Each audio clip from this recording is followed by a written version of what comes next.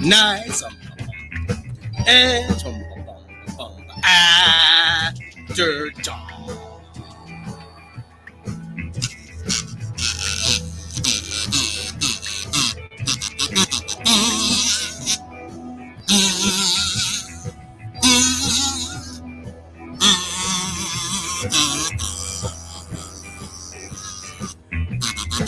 I'm too pissed to even yell at you. It's Monday! And on Monday, I've got Friday on my mind. At least according to the Easy Beats, I do. How's it going? Rob Robot Shlomo here, Narrator Supreme. With me as always, Mr. Tom Connors. Hello, and our guest has arrived, at least one of them. How you doing, that umbrella guy? Hey there, how's it going, man? It's that the silky smooth voice of that umbrella guy is in the house. And joining us, as always, is the whitest man in show business. He's got the prescription for what ails you, the script doctor. Hello. And as usual, we are joined by our favorite YouTube Barbie. She's an Emmy, an ESPY, a Tony, a Bammy, a BAFTA. She's an Earl and an OBE, which makes her an earlobe. And she's dressed like Carol Baskins today. Well, I have to go a little Karen on Screen Rant today. It's Dynamite on Screen Rant because of Dynamite. Yes, boom goes the Dynamite, apparently. Remember that reference? Oh, yeah. From years ago, yes. Robert Levito sent a $1.49 super sticker. Thank you so much. Welcome, that umbrella guy. How you been? It's been a while. Hey, yeah, man. It's been this topic though, man. Can't beat this. Yeah, I wish it was better circumstances for sure. But yeah, before we even get rolling, Rob, you want to give everybody a kind of a quick rundown as to how we got here today, and then we'll get umbrella guys' feelings on this whole thing because this is just crazy. Well, what happened was that Cecil, our good friend Cecil, well, he's somebody's good friend. I don't know. He's my friend. He just doesn't like you. Yeah. Who does? No, he doesn't know you that well. Just kidding. Yeah. See, that's why we are the Cheech and Chong of the Fandom Menace. That's see.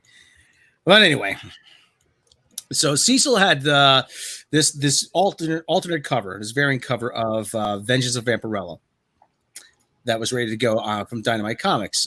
Word got out that it was ready to be published, and that because Cecil is associated with Comicsgate, Ethan Van Sciver, it looks like, and now we can't confirm this, but it looks like the Whisper Network got their greasy little mitts all over the CEO of Dynamite, and got it canceled along with other Cecil's projects. No, just the one comic book cover got canceled. Okay, my bad. They had a bunch of other Comicsgate related Dynamite projects under review. As of right now, last I looked, Anna's was closed and a few others were closed down, but Mindy's was still up and a few had been reinstated. But yeah, this has just been a big old mess. Tug, come on, man, what the fuck is going on here, dude? It's just another company bending the knee. I mean, really, it's not surprising. I'd hoped, you hope there's a company out there that will actually prove you kind of wrong. That there's someone out there that actually values capital over this currency of outrage, the Karen currency, basically. But apparently, they proved us all wrong. They've taken around $250,000 from the audience, though, that they've now denounced, and that doesn't count people going to their local comic shops or anything else. I mean, really think about that. They're talking $250,000 that they laid at the altar of progressivism because, hey, you're not right think enough. So Cash Custer sent $2, says 2020, the year that was canceled. Yeah, right. No kidding there. And this stuff isn't even offensive. This stuff that they're trying to get rid of isn't even actually sexist, racist, misogynist, any of that stuff. They just they just threw a temper tantrum and says it is, and then they block any woman who says, hey, this isn't sexist, or any person of color who says, hey, I'm not offended by this. They don't care. They're not actually being progressive, and they're just collaborators and sympathizers anymore, and I hate it. And I, for one, would love citations regarding these accusations of hate that's coming from this group, Comicsgate, especially in the word usage that they're suggesting. I haven't come across any of these claims that they're making. See, now this hit piece, would you call this a hit piece? Yeah, it's a hit piece. Mecca, you were talking about this before. Oh, I only read the headline. I didn't even get into it yet. But this looks like it was ready to it's been ready to go for a couple days. This screams to me. Why would you write a hit piece on Dynamite Comics, smearing them, saying, "Oh, they worked with Comicsgate in secret," like they're the Jews. There was no secret about it. 39. Yeah, exactly. Why would they have this ready to go? Especially 2 days after we hear that Dynamite Comics decided to part with Cecil, because I think that they know enough about Ethan Van Sciver. They know enough about the people who run Dynamite Comics, who are in charge, Nick from Dynamite Comics, to know that, or to assume that they were going to continue to work with Comicsgate. Well, this only makes sense if they were going to continue to work with Comicsgate, this article. Mm-hmm. The accusation, look, according to Comicsgate leader / spokesperson Ethan Van Sciver, first of all, it's not an official organization as far as I know. And why would Ethan be the spokesperson? It's like a methodology with regard, or an approach to doing business for comics, right? It's more of a movement. It's a movement. It's like the peace movement. Tug's right. Tug, explain to us what you see Comicsgate as, because you're. Yeah, I mean, you're right. It was a movement where people were asking for professionalism and better products. It started out as that it is almost us imploring the mainstream. I mean, for myself, I would spend about, if you count in trade paperbacks plus singles, right when I got involved in this, I was spending a baseline of about $250 a week. That's about what my spending habit was. That's a lot of money. You're talking $1,000 as a baseline again for a month, and we were just asking not to be called, Nazis, racists, bigots, sexists, because we talk about industry problems, or we want better items. I got called. Comicsgate also was not a self-applied title. See, a lot of people they forget that in there. I talked about, for example, my entry into this. I talked about IDW, fourth largest publisher of comics. I talked about their financial troubles, and they actually mirrored Dynamite in a lot of ways.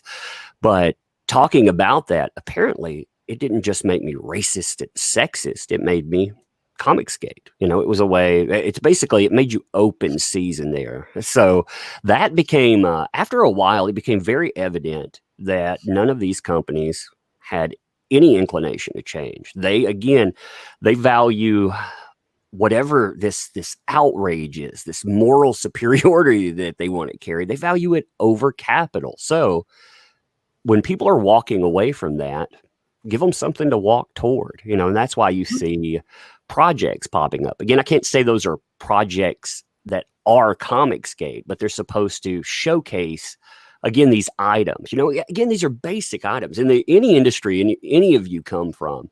Imagine someone going out and calling their customers wholesale Nazis, bigots, racist. It doesn't fly. I mean, we've seen it in so many other industries, but again, Dynamite, they came in. And here's a question nobody's asking. Why this project? Ethan Van Sciver's had a project. You've had many other ones. Why this particular project? I have an idea on why this, but I'm curious what other people I think I have an idea why, because he's not Ethan Van Sciver. You can't take down the king, so what do? You go after his court jester. See, I think it's more about paying dues. I think, like, people like myself, I hear this a lot. People like myself, Raging Golden Eagle, other folks that have had success in crowdfunding, we did not pay our dues. And there's an interesting thing that happened about a year ago. His artist, Donald DeLay, was. Can you show my screen in just a second? I'll show you something. Sure. No, but All right, tell me when you show the screen. Okay, go ahead. Cecil is low hanging fruit, though. I mean, he's the guy they could. I know what they were doing. They were going at, because it even was cropping up in our Facebook group and stuff like that. They were trying to find everything and anything they could to paint Cecil in a bad light, so that Dynamite, and they pressured Dynamite to drop him. And the other thing I heard, and I can't say where, but you can kind of check this out. It's kind of public knowledge.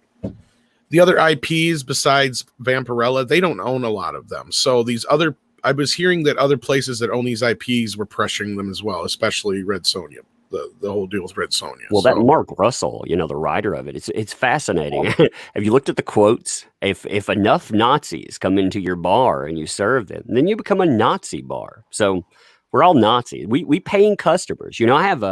I've Red Sonja on a pull list at my LCS. They open tomorrow. I won't have it tomorrow, but that's interesting, because too many Nazis in the bar. I guess they don't. Well, but here's the thing. Listen, I am no fan, and this is going to come up. So let me just bring it up. I am no fan of the Orange Man, but you know what? There's a reason why we have a secret ballot in this country. It's to prevent shit like this from happening. It's so that you could not be intimidated by the Tess Fowlers, by the Tamara Bonvillains, or whoever, by the Gail Simones. It's none of their fucking business who I or Ethan or Cecil votes for. It is none of their fucking business. Just it is none of my business who you vote for. That is between me, God, and the ballot box. That is it. Who's the Nazi? Listen, you want to talk about Nazis? One of the things the Nazis did was intimidate people at the ballot box, the brown shirts. Yeah, or on social media now. That's exactly what they're doing.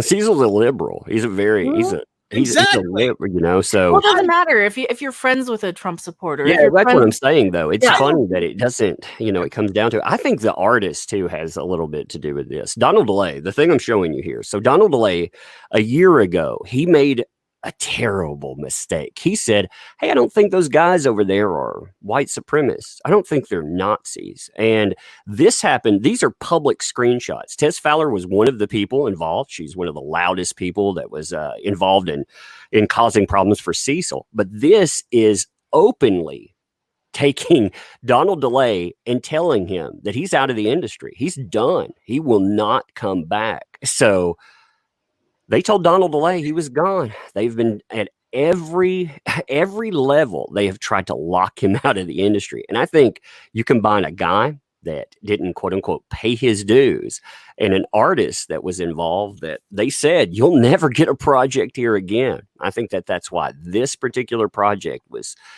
them flexing. Because, like you said, shutting down an Ethan Van Sciver, but shutting down a Cecil and a Donald DeLay, maybe they could do it. The that's what I'm saying. Yeah. The terrible thing about this is too, that this project, if they would have stood fast, I mean, you're talking right at a 6-figure project. There's no way at least project, it probably would have been done better on the controversy if they would have been like, oh no, we're not going to bend the knee. Well, then you would have had that much more support come out of the woodwork for it. I was one of the, I got Cecil's book right away. I'm going to pick up Ethan's this week. I got your book. You know that. I haven't got it in the mail, but I mean, I got it. I backed Anna's cover. A lot of the people that we brought on here, I back them, and that's what this is all about. When people come in and start blackmailing the comic book companies like this, it's scary, because you know what the worst part is? We looked up the numbers for what Red Sonja has sold in this last few books, and it's literally in the tens of thousands. 13,000. They're throwing out, if I was them, I'd be like, all right, well, take it. Go away. Get the fuck out of here. Because you know what? You're bitching about something and all you're doing is costing us money.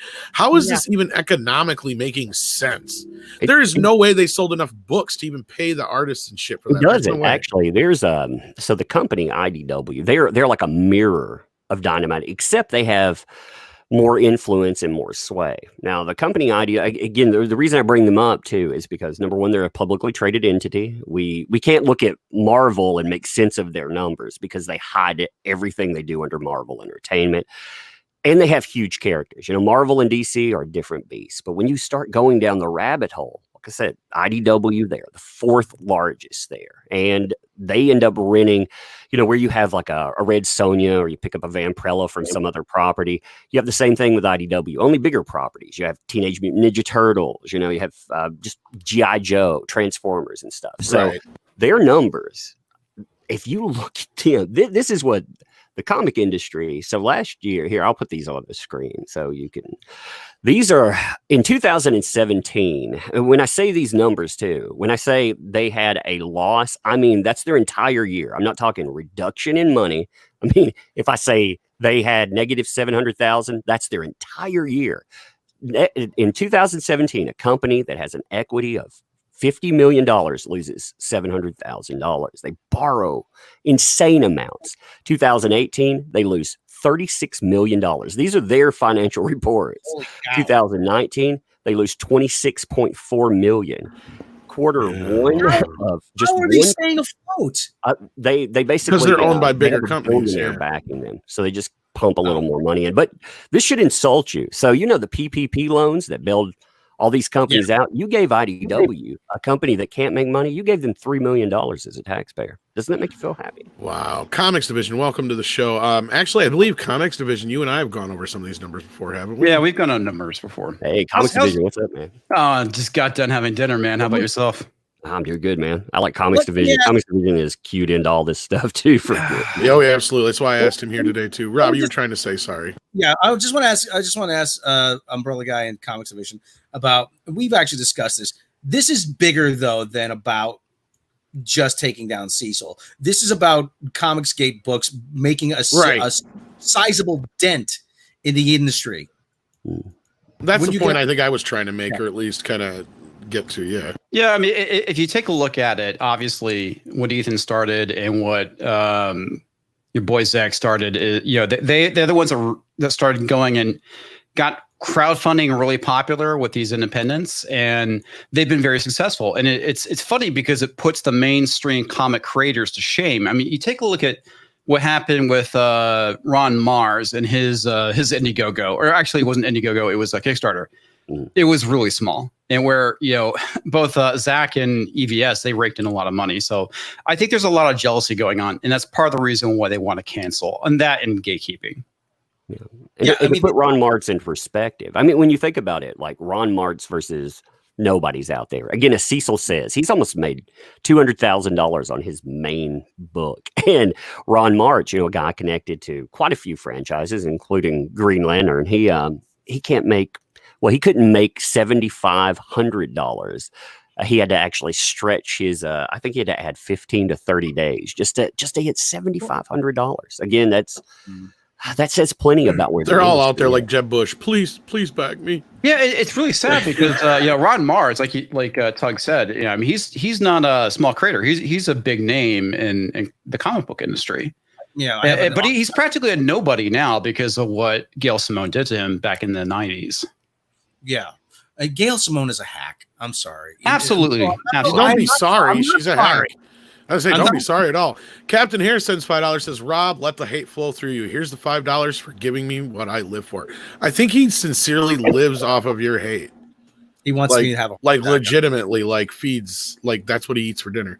Raging Rhino sends Australian 29. How you doing, buddy? Just want to say hi. You guys are great. Hill Comicsgate. Well, thank you so much. Larry sends a super sticker. Thank you so much for that.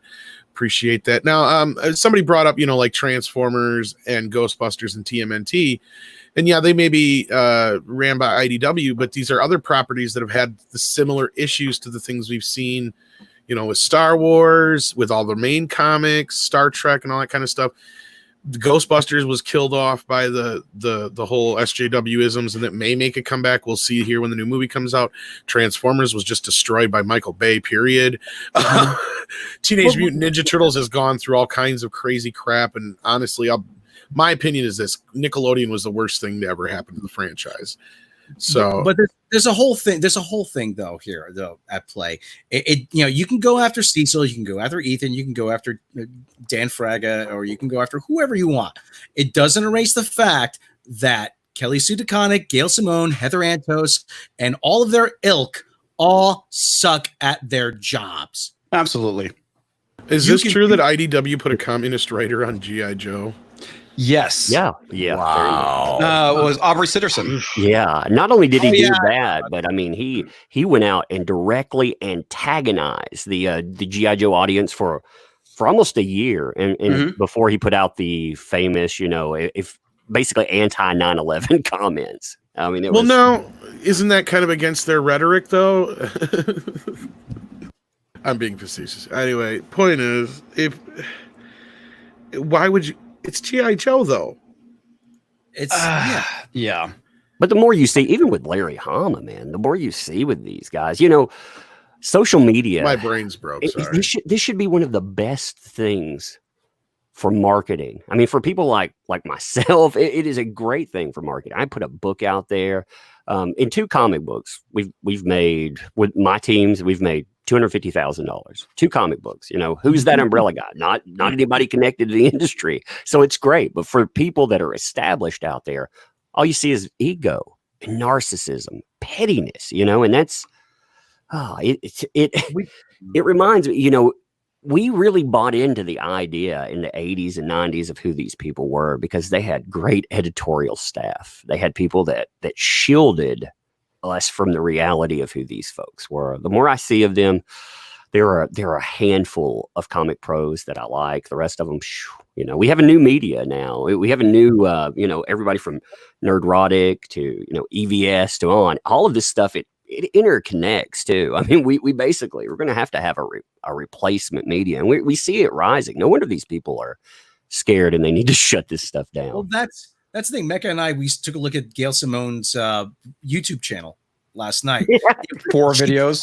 Hello, children. It took you an hour to watch them all? If that, it's nap time, and we need our juice boxes. Yeah, we've all seen that. Yeah. Yeah, she talks to like they're preschoolers. But the other thing too is listen, I always say that the heyday of Marvel for me was the mid '80s. Jim Shooter would never put up with this bullshit. No, he never would. No. He never would. Jim Shooter, he was a hard ass. He was a taskmaster. But Marvel had some of their best years under Jim Shooter in the mid '80s. And the first thing you got a call to go in the office. Say, come here. He goes, I don't care. Listen, you believe whatever you want. I don't care. I don't give. That's not what I'm paying you for. Go out there. You produce me some good stories. Otherwise, you're out of here.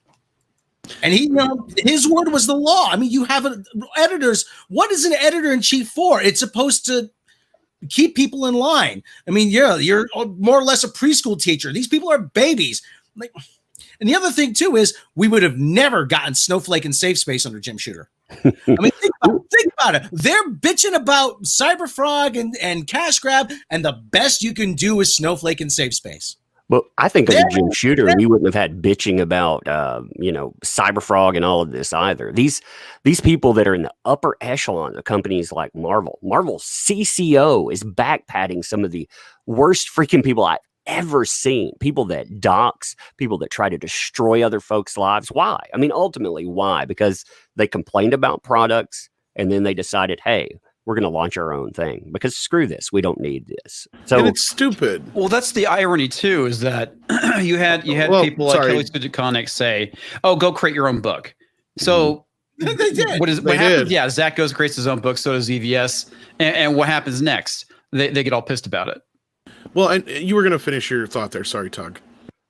No, that's fine. Yeah, I think it was a good add-on to it. I think that the people, I think what really disturbs them, though, again, going back to a Cecil or, again, a Raging Golden Eagle or even myself, anybody that's an unknown out there, what has to scare these people is the fact that consumers are hearing what we say and they're leaving by the droves to go and back something else because they don't want all this add-on. I mean, really, when you get down to the books that are being produced, forget the Cecil in this. Forget if somebody considers him a polarizing figure, forget that. The product that's being created by people they don't have this stuff in it. It's escapism, you know, and I think that scares these folks too. You know, they had gotten to the point where they're willing to eat cat food as long as they can put in their politics.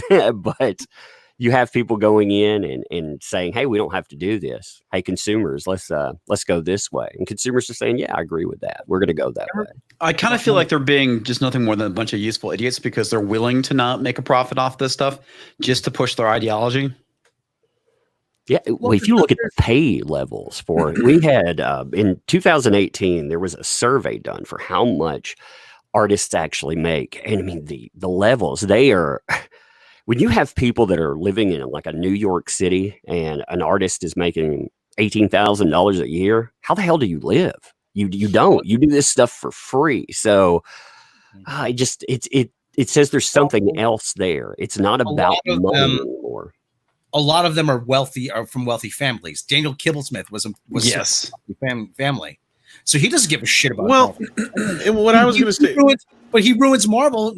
Him, Sana Amina is from a wealthy family. They ruin Marvel. They go on to work for Daddy's hedge fund or whoever.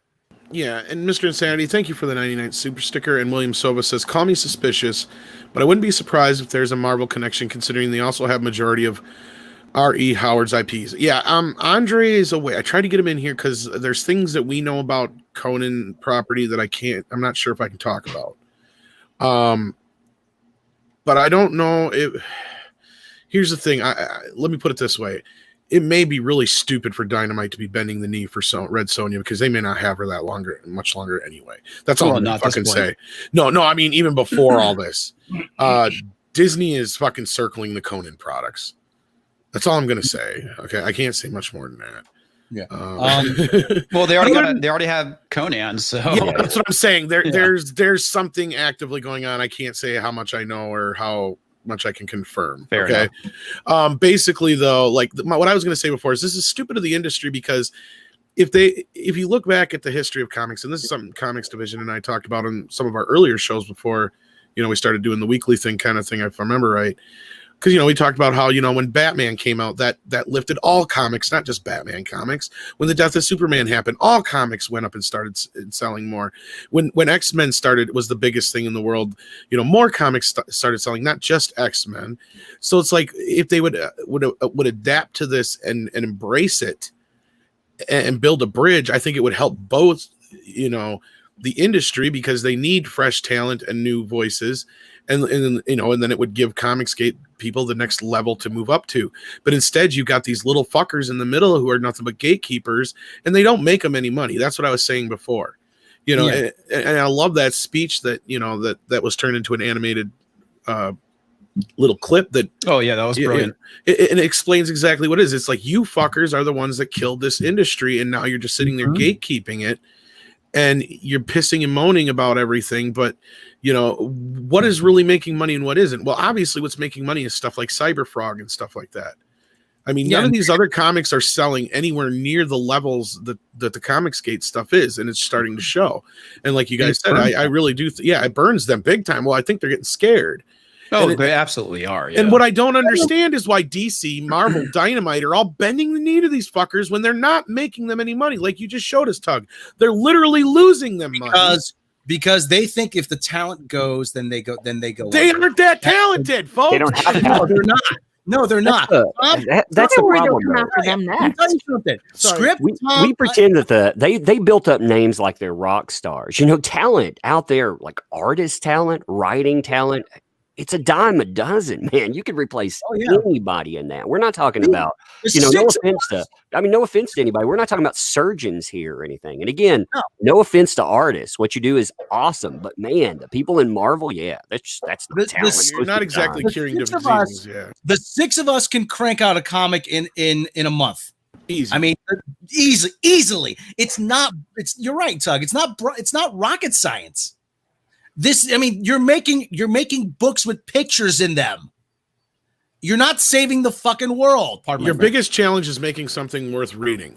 Yes. Exactly. Yeah, a lot of this is our. See, I hate this this thing because a lot of this it became a fault of consumers. You know what we did? We built shrines to these people's egos and their narcissism. We built it. We told them that they matter. And you know what? When they sit up on that pedestal and they spit down on us, maybe we shouldn't be surprised. Maybe we need better role models. Maybe a guy drawing a picture isn't a fucking role model. The fucking role model, I don't know. If I want a real role model, maybe I'll go to St. Jude's and pick up a doctor saving children, because these people, they have proven time and again that they aren't just flawed. We're all flawed, but they are very flawed human beings. Rob, I know you're like piping, Rob, and you want to just like right now. Okay, that's fine. I want to drop elbows. It pisses me off. Yeah. And Grey Ghost sent a $5 super chat. Why don't you get these super chats and then you can finish your thoughts, Rob? Sorry. Grey Ghost, $5. I'm new to all this stuff, but was just on Twitter. Seems there's been another development in the past hour via Kwanzaa. Anyone know about that? Anybody? I don't know. I'm blocked by Kwanzaa. He's the one who kicked off the initial Dynamite protest. Have you ever seen the Kwanzaa stuff where he's basically saying if you're comic skate and you're black, you're an Uncle Tom? Excuse that thing, but I mean that. Well, about who Kwanzaa is. Well, it's funny because there's a photo of him at a con that Evs tweeted out where he's sitting by himself and there's like no one in his booth. Yeah, there's no I've seen line. that picture. Dullified sent us $1.49 super sticker. Thank you, brother. As popcorn, if I remember right. Here you go, Rob. Here's one from Ankaris for Australian $20. Yes, Ankaris, $20 Australian dollars. Comics, films just happen to be in the firing line. Yuri Bezmenov warned us in the 80s the destruction of Western culture was coming. We didn't listen. SJW is a result. Useful idiots. Okay, I'm not familiar with that quote, but you know, like I said, the whole thing is. But take a look though at all the media now. I mean, you have heroes being torn down. Well, it's been that way for years, yeah. I mean, for heroes 20 years. For 20 especially white ones. Especially, yeah. Luke Skywalker being torn down, Peter Parker into the Spider Curse being torn down, everybody being torn. You know, we have to deconstruct everything. No, and are we surprised the people behind it are a bunch of assholes? We shouldn't be. No, we're not. Yeah, Larry. Stunned. I for one am stunned. Shocked, stunned. Larry, $5. My comics money goes to Tug, EVS, Fraga, and Zach. And other great storytellers and great YouTube channels like Midnight's Edge and Mead and Nerdrotic. Hey, well, make sure you check out Comics Division and Mecca and all that stuff too, of course. Yeah. Hey, we're out there. Listen, if you're out there, we're trying to get Mecca to 60,000. Go subscribe to her too. I jiggle too when I get subs. And Script Doctor needs to get some subs going too. I jiggle. I jiggle. Yeah, but I'm cuter. Mine are cuter though. Script Doctor actually wrote the video we dropped today on the main channel. Ian Slater sends $5. Says 2020 and the state of our fandom right now are reminding me of the book and the movie The Wave. The book was better. LOL. Yeah. I'm not familiar with The Wave, but if it's anything like 1984 or anything like that, yeah.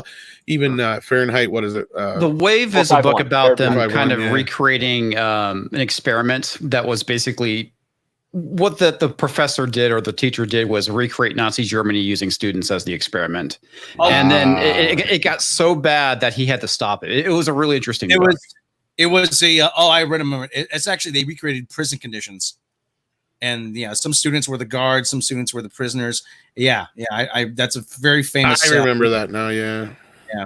Well, there was an actual experiment, but The Wave is entertainment. It's not actually real. Oh, okay. But there was that one prison experiment that they did. Oh, okay. Yeah. Yeah. Prisoner 93201 did a bad thing. You know, they just, yeah. GMTC podcast sends $1.99. Kwanzaa is Hooper X from the movie Chasing. He really is. Oh no. Oh no. Oh man. So he's got a white simp in secret. What the? Oh god, Chasing Amy is just Chasing Amy. Everything about the comics industry, about comic book guys, that you pretty much all the stereotypes. Like, yeah. I watch it. I'm like, yeah, that's all true. Yeah. I'll trace a line around your dead fucking body.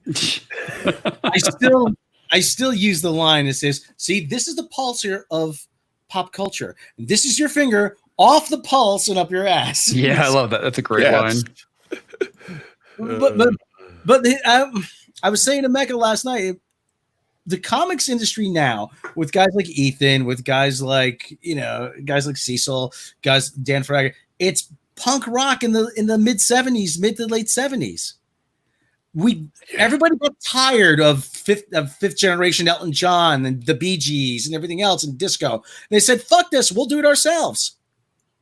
Yeah, and that's what they're doing. Well, alternatives come up in every medium at any form, especially when the mainstream starts to get stale. And there's two types. There's one where the alternative is actually quality. It's based on someone's desire to do what they think is entertaining for themselves and for others. And then there's the one that's out of fear and desperation, and that's usually where you lead to deconstructionism. I know how to piss these fuckers because that's the easiest off. thing to do. I'm gonna tell y'all right now how you piss these fuckers off. Guess what, guys? Guess what, you fucking Anita Sarkeesians or not? What's her name now? The wrong person. Dana Schwartz. No, the one Gail Simone. That's what. Gail Simone. All you Gail Simones and Dana Schwartzes, yes, all these fuckers out there. Guess what? You guys are just a bunch of old white dudes trying to take down punk rock. How does it feel? Because that's exactly what you are. They're not, though. Comicsgate is punk rock. They're the old fucking corporate white dudes trying to say this ain't music. Yes. No? They're the fucking, that's exactly who they are right now, and they don't even realize it. Exactly. They just became that. Somebody actually linked me something. It was a little closer to politics, so I'm not going to quote it specifically, but he was basically calling out bands like Rage Against the Machine or Devo or the Dead Kennedys or all those sort of bands for basically kind of turning into establishment. So it's kind of similar in a lot of music too. It's kind of really similar. Yes, well, that's why I used that analogy, and that's why I think they'll understand it, is because punk rock was against the system. Punk rock was, Well, the Clash got criticized for taking $200,000 for being signed to a big label. I mean, but they have become. When you talk about punk rock, like Image Comics, they were punk rock for the '90s. That was. Now they are the establishment. That's my point. Yes. So. I mean, the beautiful thing about the landscape now is, Comicsgate, they make it sound like it's some close, tight-knit organization. All of us are together. We do everything. We do whatever we want. We build our platforms. We go out independently, put our stuff together. And sometimes we may meet in the middle, but we all do our own thing. Like, I rarely go on any show out there or anything. Comicsgate, again, was not a label that a lot of us ended up, I guess, begrudgingly accepted it. I don't like collectivism, so I avoid group labels, but they're the ones that decided to make that. So if we went out and we banked their label, hey, whose fault is that? Well, again, the punk rock analog. I mean, all from the same scene. The Ramones, the Talking Heads, the New York Dolls, they all came from the same scene. They all did their own thing. That's the thing, and like Mecca says, the industry thinks they're the punk rockers, when in reality, no, they're the old establishment, just like you guys said, and I love that umbrella guy, because I've brought that up before too. How all these guys like Frank Miller and all them that started like Image and all this shit and stuff, they've become exactly what they started the company for in the first place. They've done exactly everything that they said they were against in the first place, and we're seeing it all over again in new ways. And it's just the same thing with other entertainment. It's a repetitive nature of just, I don't know why they feel like they need to destroy the art that they act like they're trying to preserve. Because I think a lot of them, the old voices, I don't think some of them buy into this. I think they're afraid. I think that I agree. Because I think a lot of people that are doing this now weren't like that back in the 80s and 90s. I think that pretty much they're just virtue signaling, I guess maybe is the best way of putting it, or they're worried of getting canceled because there's all this like things coming out about some of these pros and how they're just kind of like really terrible people. And it seems like for those who basically kind of indulge in this cancel culture, have skeletons in the closet, it kind of seems. Well, the other thing too is, like, when Howard went to Sirius. Listen, I don't care what you think about Howard now, but when he went to Sirius, all the radio stations were saying, "Oh yeah, when Howard goes to Sirius, we'll get his audience." No, people followed Howard to Sirius, and I think that in the back of their minds, "Oh yeah, well, if we can destroy enough of these Comicsgate guys, then we'll get their audience." No. No, I think it's more like if we can't have it, nobody can, so we'll burn it down. Yeah, Well, imagine waking up one day though, and it's you our fault. hear from the owned companies, you hear straight white men do not deserve employment. Straight white men are all sexual predators, and you look in the mirror and you think, wait a minute, that's me. Like, what are you going to do to keep your job? That's a lot. Well, I think Again, when I don't you're- forgive what these people do in Yeah. saying that. I just, I want to understand why they do it. I don't I give think a when shit. you're inundated with seeing that all the time, you start believing it as well. Every day, if you hear straight white men are pieces of shit, I think it wears down that mental fortitude that you have, and then you just start believing it. Oh yeah, there's a perfect comparison to this. I'm pretty sure we've all heard the ridiculous story about Richard Gere and the gerbil. Like if you Yeah. say a lie frequently enough, some people will believe it to be true, Right. even Yes. those that are within are the subject of the lie. And it's just Yeah, classic. eventually he's like, did I put a gerbil up my ass? I don't even remember anymore. Yeah, the big lie. You repeat it. Yeah, if someone tells you the sky's green every day, eventually you start saying, I think it does look a little green. Yeah. Well, sorry, script. I mean to interrupt you, but it's the four lights yeah. thing from Star Trek. Yeah, I mean, it's just or like I've been saying I've been starting to, and I'm genuine with this. I'm not even joking when I'm sitting there saying, like, I can really start to see where people like Brie Larson think that there's nothing but white privilege. Yeah. Because they see nothing but white privilege their whole life. They've been handed everything. It's the same kind of thing. And we got to get caught up on some of these super chats. Sorry, guys. That's cool, dude. We got that one already. We got that one. Okay. I just want to make sure I get them before we lose them. That's all, because StreamYards has been a lot worse on that lately. Lars Hansen sent us 89 Danish krona. Thank you so much. Do you think we're going to see Tenet this year? No. No, there was actually some news about that. No, I think I mean, predicted this a couple of shows ago, actually. well, yeah, and I think we all kind of said the same thing. If there's anybody who's never going to release their movie straight to digital, it's Nolan. Yeah. Well, it got pushed back indefinitely, and I guess a lot of people were in just the Variety Twitter thread that was talking about it. They were saying that I guess it has to make $800 million just to break even. Yeah. Part of Nolan's back end deal that it has to have a box office release. So since it got pushed back indefinitely, All that is important. Yeah. I don't And think like I've been saying, theaters and stuff like that are still important to the industry. They're not going to start just releasing everything to digital, especially if they got nothing into production.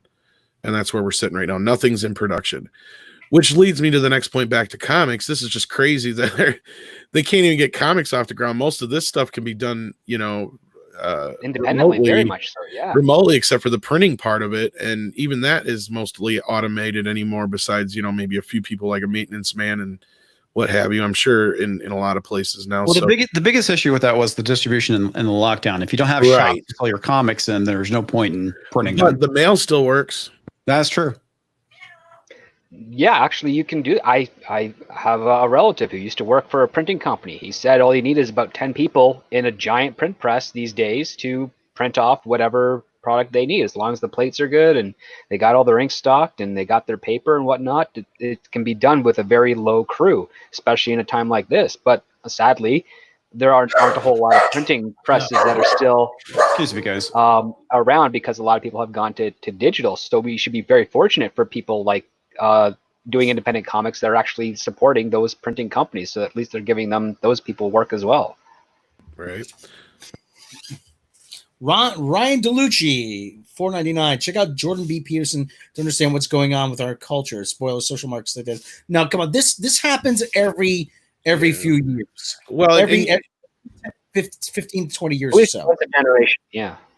And I mean, we're trying to avoid more of the political side of things outside of what's seeping into our entertainment. That's what's the problem to begin with. That's the number one problem with comics, movies, television, everything right now is this divisive politics just in everything. And it's gotten to the point where it's just been pushed to the media, and I blame the media for a lot of the crap that's going on now. I've said that before, and I make no apologies about that. It's just been pushed to this fever pitch. I mean, but there's always this thing in media every 10 to 15 years. I mean, in the 50s, it was weeding out communists in Hollywood. In the 60s, it was rock, 50s, 60s was rock and roll. It was the hippie movement in the 60s. In the 70s, it was the end of the civil rights and the beginning of disco and drugs. And birth control. 80s, yeah, in the 80s, it was the Satanic Panic. The Panic and the war on drugs, actually, yeah. Satanic Panic, you could say, never truly ended because we're kind of seeing it now. It's just not all over again, a new version. Yeah, they're just been rebranded. Organs and boom. Now, it's just now the kids who were born like the Kelly Sue DeConnick's and Gail Simone's, who were born and grew up during the Satanic Panic, they're the ones now are extolling, are the ones that point and say, "Oh, you're this and that. We need to squash you." They're doing exactly horrible that they didn't. I remember the Satanic Panic very well. I remember, having a metal drum with all my D&D books. Sadly getting a Viking funeral. And I like to think of them as heroes. But anyway, these people didn't learn anything. I learned from that shit. I know I don't want to take away other people's entertainment. I don't want to unfairly malign someone as, whatever the new Satan worshiper is. The new Nazi is the Satan worshiper of the 2020 now. I mean, it's anybody who isn't that on you. I remember Dee Snider of Twisted Sister was in front of a Senate committee testifying about rock lyrics. And someone said, and Al Gore said to him, he says, "Oh, watch your tone, mister. You're addressing United States. You're addressing the wife of the senator." He goes, "No, I am not, Mr. Senator. I am addressing the head of the PMRC, who happens to be married to the person sitting on this committee. Addressing me right now." Funny how that works out. Well, the other thing too I thought was really funny was he made this comment and he was talking about the lyrics and he replied to Al Gore saying, "I can't help it if your wife has a dirty mind." And you should just see the expression on his face. He looked like he wanted to reach over and strangle Dee Snider. There is a great movie to be made someday on those trials between the shit that Dee Snider did, Frank Zappa, John Denver, all these people. It was a VH1 movie. It was a VH1. Is there really? Well, I don't want a VH1 there's movie. A documentary I want about a real movie, like a real movie. You want an Oliver Stone film on this? Yes. Yes, let Oliver do it. Apple was even called to testify. That's what didn't I say him?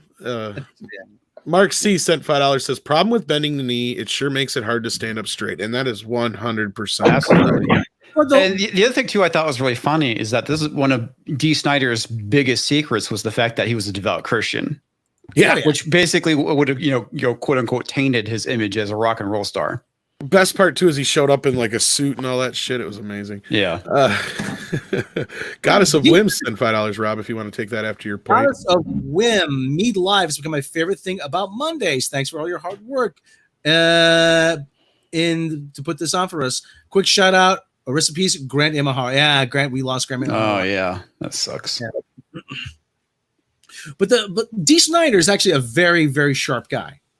I mean, he's got the parents, but he's actually very intelligent. He's very articulate, and that took everybody by surprise. And it is going to take a Dee Snider. I think maybe I don't know if it's Ethan the Dee Snider.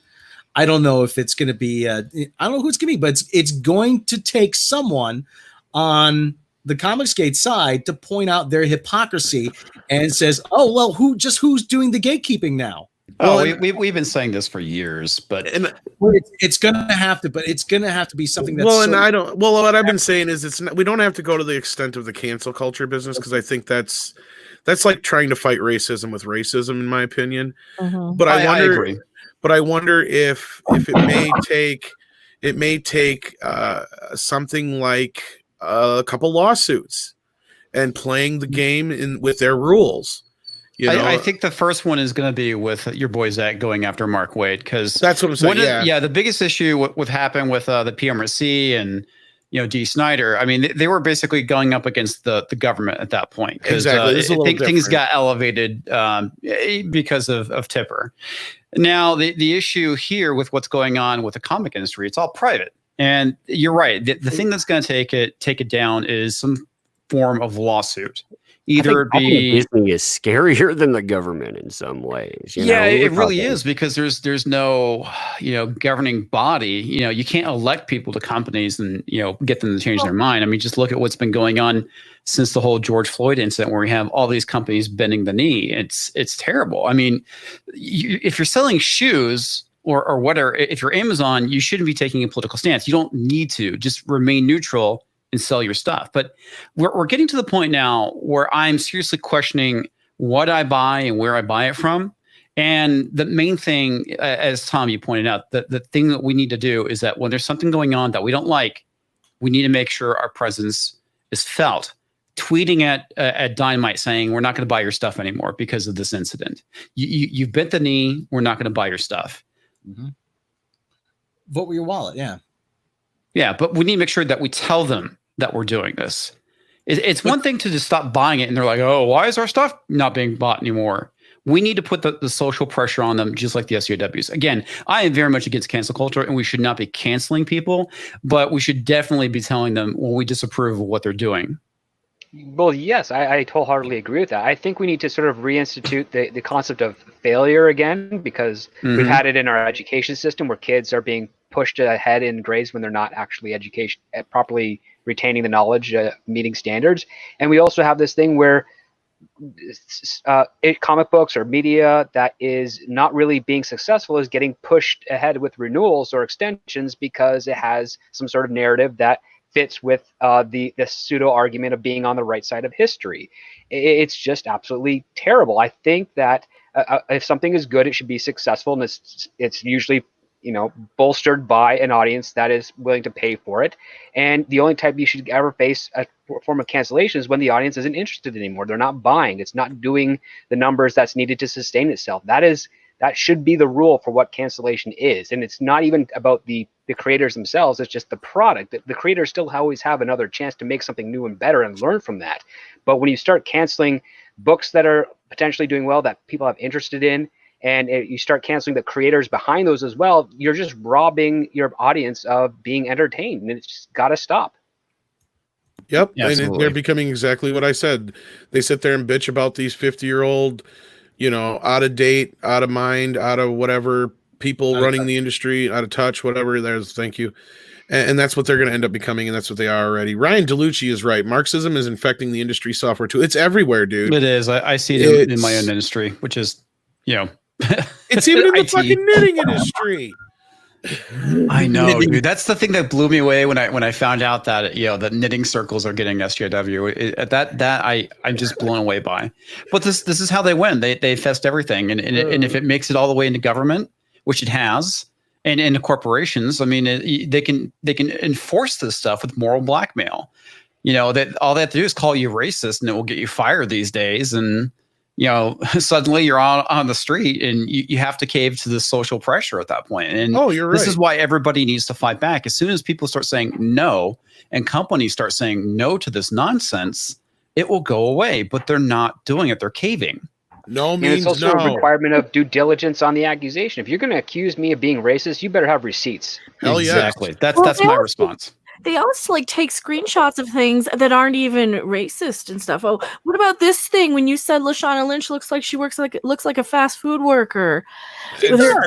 All it does is show their own racism back in their face. It was just like the Panda Express thing too. Yes, Mecca. Yeah, and that's the problem with evidence now, though, is the fact that manipulation of screens. I had freaking just overtly creating something that's not true. You see that quite a bit. Oh man, look at this. This person said, X, Y, or Z. Yeah, no, they didn't. Well, yeah, that's the other thing too, is that you have browser plugins like Firebug, which allows you to go and alter things. I mean, that's kind of the issue where we started building these tools, and initially these start off as being development tools to help us, developers test stuff out, make sure things are working properly, tweak things. Now you can go and I'll go out, change text, and make it look like somebody said something. Mm-hmm. This is one of the things they were trying to use against Cecil, and I witnessed this. So this isn't just like, oh, you guys are just making... No, I dealt with this in my own fucking Facebook group where there was a select few that I called out that were trying to do exactly what they were trying. Like, they were basically feeding into the narrative that the industry is trying to push, and that was that Cecil was racist. And this is one of the panels they were trying to use as an example of Cecil being racist and why Dynamite shouldn't be involved with such things. I thought they were upset with the nipple. No, listen, I'll read it here. I'll show you. Kidding, I'll the tell you. comic books need more nipples, in my opinion. There's two bits. There's two bits here that they really, really key on. Moments earlier, hey Tubby, what's with the costume? Is there some kind of pride parade or something? Hey, that's fat shaming. All right. Yeah, right there. Yeah. No. Dear, I am NYC's newest superhero, totally straight and totally available, by the way.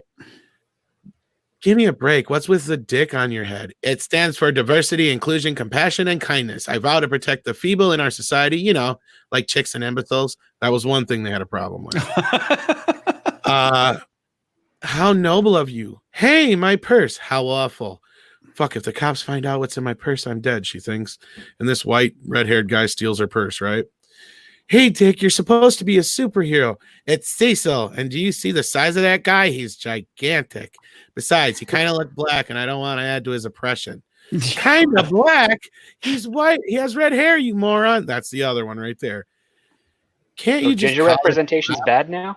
No, they're without saying it, they're trying to say that's racist, saying that black people can't have red hair. Oh, that's a okay. So stretch. that's exactly the same type of mental gymnastics those assholes when they were going after me for the Mike Henry tweet saying that what's next is are they going to make Seth MacFarlane cancel himself because he's not a real dog? They're like, you compare black people to dogs. Where? No, I didn't. I compared two voice actors to pixels on paper, you dumbasses. Yeah, If those you think that's accusers racist, actually compared you're a black dumb people. fuck. Dynamite has the comic book The Boys. I mean, The Boys is, yeah. You want The to. Boys is I mean, not politically correct. No, it's a God, great no. there's series. no but it is. level that The Boy. I mean, it's And that is a fantastic book too. It's a It perfectly good example of a deconstruction of a genre done well. But at the same time, I kind of blame it for the deconstruction of the genre. They were they're deconstructing the still genre. carrying it forward. They have a new 20 Boys years. series. Yeah, that's what I heard. So yeah, I mean, you've got that going on, and yet you have these people focusing on that panel there from Cecil. I thought, really, It's just one of fucking them, but yeah. hilarious too, man. It's like, Well, what? and she's the one being technically racist, but they don't care. And this is what I got into the argument about. I'm like, you guys are just feeding into this and you're just looking for ghosts where there is none. And you're trying to create malicious intent when there is none. These people, if you go by their mentality, the people that made All in the Family are racist. The show is racist. And Carol O'Connor must be the biggest racist and bigot in the world because he plays the part. He must be that. You know, if you write a bad guy who's racist and horrible, does that mean, I guess Wes Craven must have been a pedophilic child murderer then because he wrote Freddy Krueger. He created him. God, good God, Gertie. Let's dig him up and re-prosecute him right now. It's just fucking ridiculous.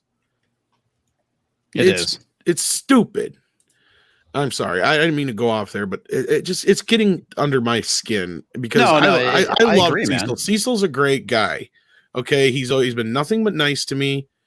I've talked to him a few times, outside of, being on air, and he's a real genuine guy. Well, and here's the thing too, man. And you should see the shit that Kwanzaa was posting about him. And the reason why the SJWs are pissed off about Cecil is that when he started his channel, he did it as a joke where he was pretending to be an SJW. It's like the whole thing with what Dick stands for. Everybody, well, I won't say everybody. A lot of people got the joke that it was a bit. He was doing a thing. He was making fun of SJWs and how they act. And there's times too. It's like when you're watching his videos where he's like legitimately shredding old comics. It's really kind of cringy to watch it, but it's great theatrics. Yeah,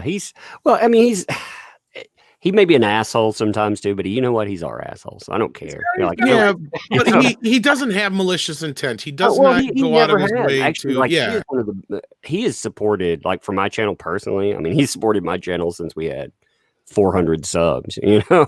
So I mean, but here's the thing: he's got a right to be an asshole as long as he's not breaking the law or hurting anybody or himself. I don't understand what this. Everybody has to hold hands and get along. I mean, you're not going to get along with everybody. You're not going to like everybody. But you know what? That's life. Yeah, that's life. Did you ever see Jonathan Pye? you ever see that guy, the British Oh commentator? yeah, Pie was funny. Yeah, some people vote, out there saying I strongly disagree with them. Yes, it's called life. It's brilliant, isn't it?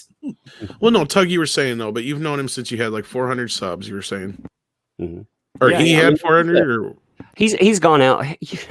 What's amazing behind the scenes and stuff. Again, we're talking about good people out here. All these people that they love protesting.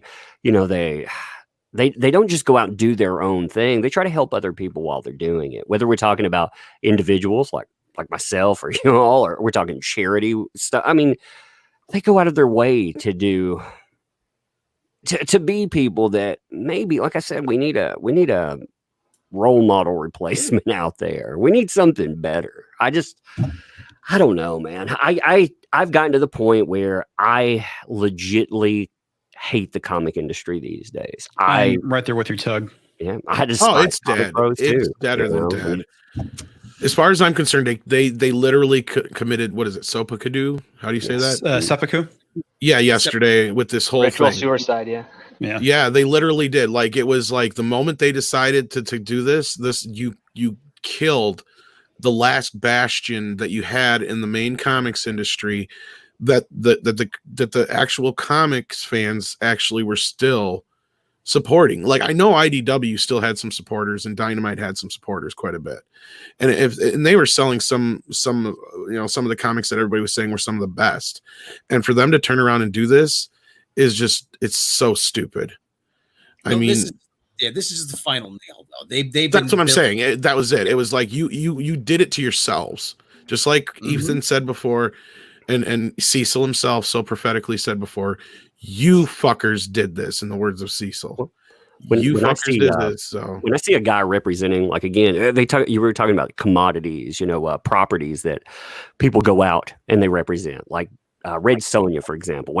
This is a quote from Mark Russell, who writes Red Sonja. He said, as someone who has several planned projects with Dynamite, this has been very much on my mind lately. I've seen firsthand how Comicsgate harasses creators, particularly LGBTQ women creators, and I'm unequivocally opposed to what they stand for. I'm not sure abandoning a mainstream publisher like to Comicsgate is a smart move, but there does come a point where a bar serves enough Nazis that it becomes a Nazi bar. Did he actually say Nazis? Yeah, he called us like, we're Nazis. I saw one where he said scumbags. Yeah, but his direct quote in that, the first one I saw was this one. And well, the company, if you worked for me and you called my customers Nazis, you know what? You wouldn't work for me anymore. But it's become okay. I'm astounded by what I hear these poor, unfortunate mainstreamers go through, and what Comicsgate creators go through. When I see like an EVS, when I see him getting is this the one you're talking about? Wanting to kill him, sending him pictures of his house, somebody sitting outside of his home taking pictures of his family as they leave. That's so fucked up. And they're the ones that are saying that, oh, we're going around doxing them and threatening them. I have yet to see actual proof of someone associated with Comicsgate going and doxing somebody and threatening them. I've always seen it coming from the other side. And the people who have been threatened and have been doxxed have provided receipts for this. Like Tug. Yeah. Yeah. Tug, I listened to a 3-hour live stream a month ago where people legitimately, this started a chain of things where I had to go find out if it was true, where these people were talking about weaponizing our police department, our district attorney. They came here where we live, and they did it, though. They didn't do it over the phone. They came here, and they bragged about it openly. So I called them. It was true. It was very much true. They tried to weaponize law enforcement. These are the people that... That's just so fucked up, man. They're the ones that are, and in that's not a complaint there. It's just showing people the reality of going out and having a voice. I don't know if I would ever recommend anyone take that course of action, but at the same time, we do have to have voices out here. We absolutely. And here's the thing that drives me crazy about all this is the fact that it's like, here we are, we're just people on the internet talking about comic books and criticizing the shit we don't like. It's not like we're out there in the streets threatening people like what we're seeing with some of these protests and riots, we're just sharing our opinions, which I think is rather benign. But of course, we have harmful opinions, and that's the reason why they need to silence us and use real violence against people talking about comic books. Mm-hmm. I'm astounded that if any of this stuff, if even a modicum of this stuff happened to mainstream pros, imagine the coverage to it. And the stuff, it's not a secret. It happens in the open, but it's a suppressed topic. They deserve it because they're Nazis, And I just kills. Well, that's the thing. When you dehumanize somebody, you can justify anything. You can justify anything that can happen to them. That's what Nazis did. Yes, exactly. Anytime someone brings up anything about the Nazis, or as the Yazis, or whatever you want to call them, people with extreme differences of opinion, I always have to remind them.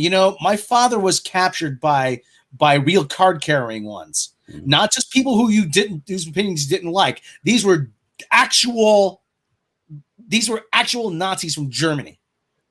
He was captured during the war. They went into his town. They rounded up all the men, hauled them off to a work camp. So go fuck yourself. What you calling people that word? You don't know shit about that. All right. Yeah, that's the thing that really kind of pisses me off. That's exactly the tactics that those people did in World War II. They censor everything. They bully people to their side. They destroy people's lives who aren't the side that they want, and they've dehumanized an entire race and gender of the population and an entire political affiliation. They also suppressed the publications of those people as well, the independent publications where those communities congregate. My father was banging on the church door in the rain saying, "Father, let me in. If the Germans catch me, they're going to shoot me." And the priest said to him, "If the Germans find out I let you in here, they're going to shoot me." And that's why they virtue signal. And I think that's why they virtue signal, because they don't want to lose their livelihoods. They don't want to lose their job. Look at Brie Larson, for example. Like Tom brought her up earlier. She made that movie Basmati Blues. She was labeled a racist. They tried to cancel her in Hollywood. She ended up going away. I don't know if she coincidentally had like a new face and new tits afterwards, but she came back the biggest activist that I've ever seen. And she's still continually on that, because if she doesn't, she's going to have people canceling her. Oh yeah. All she has to do is say no. That's all you have to say. That's all you have to say. No means no. And they don't. These people don't. They're not wise enough to understand that they can stand up for themselves. They can say, no, you do not get to bully. And that's what I was having to do with like the Seth MacFarlane tweet or the Cleveland Show tweet. I just have to, every single one of them who was trying to like, no, you're not going to race bait me. You're not going to call me out on something I didn't say. And no, I'm not going to apologize for this. You're not going to bully me into submission like you do all these other people. Yeah. Adam Mulford sends a $5 super chat. Maybe she does look like someone that works for fast food. They also in stream punk community too. Going back to what was Lasana Lynch. She has her mouth hanging open all in every photo with a 1,000-yard stare, like she's waiting to. She's got resting bitch face too. Yeah, like she's waiting for the guy on the fryer to sell her weed after her shift. I mean, and I know that expression because I've worked fast food. People look like that with just that disinterested, not even there, eyes glazed over, looking past you. You're on the red carpet. Smile. Look like you want to be there. Don't look like some of those photos of her. Yeah, you just see vacant stare. That's kind of like Go ahead. That's a racial comment for some reason. I don't recall mentioning the color of her skin. Ian Slater, $5. I must ask: would it be better to fight back against SJW culture or flat out ignore them? Is either an option. The thing is, we kind of ignored them already for a while, and look what happened. Yep, I agree.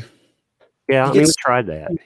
That's the thing. Like, and you think that some of these people don't have power, but they do. The people that shouldn't have power do. I watched people like a Tim Doyle, for example, a guy who has no affiliation with any company out there, but he's a power broker behind the scenes with these people. He's canceled plenty of folks. Donald DeLay, he tried to help cancel EVS. Actually, they did. Let's be honest about it. They did cancel EVS. He just found a new route. He got canceled out of his industry though, DC Comics. So yeah, I mean we can't ignore them.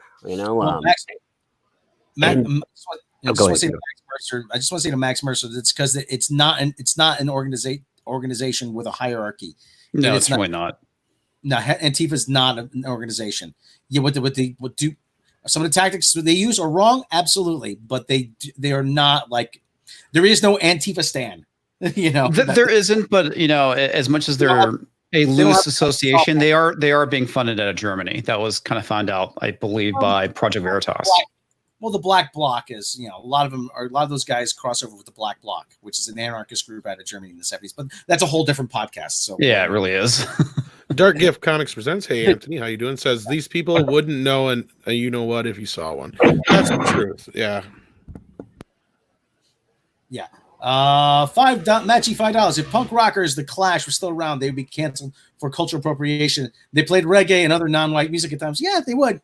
I think a lot of them would cave because I think you kind of see it with No Effects as well. Well, it's going to get to that point where, like they're next. The music industry's actually next. Think about it. And I think Bad Religion's been doing the same thing too. It's going to be, you're appropriating this other culture's music. It's like, how deep and far is this going to go? Because they're not even educated enough. That's the problem. Mm-hmm. Oh God, yeah. They get mad at people.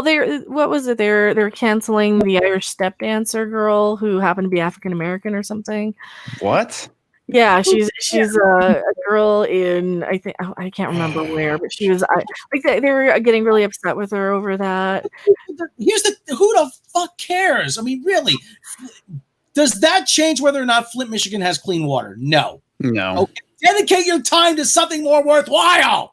Oh, they don't care about more worthwhile stuff. They care about getting revenge because neener, I need my feelings taken care of because I have no personality. That's all it really is. Not only that, it's the fact that this is an easier battle than getting Flint, Michigan clean water. Like they're just going to the easy thing, the low-hanging fruit, the stuff that they think they can get a rise out of, as opposed to doing something meaningful. Well, these are the same people who get upset over, like Sebastian Stan's alleged girlfriend wearing a kimono in a picture. Meanwhile, from their iPhones, that were alleged girlfriend, because it may have just been a date. Remember? Yeah, it's an alleged girlfriend. It may have just been a date. They're not even sure if it was his real girlfriend. Yeah, there's no proof. That's the beautiful thing. They're trying to cancel him because of that. So they're going to cancel people from their little iPhones with a factory that was made in a factory that has a literal suicide net. Like, okay, are you by 12-year-olds? Yeah. Yeah, I think they're just special because they don't understand like what's actually like what they're actually doing. Empowered by servers that run on electricity from coal-fired power plants. Yeah.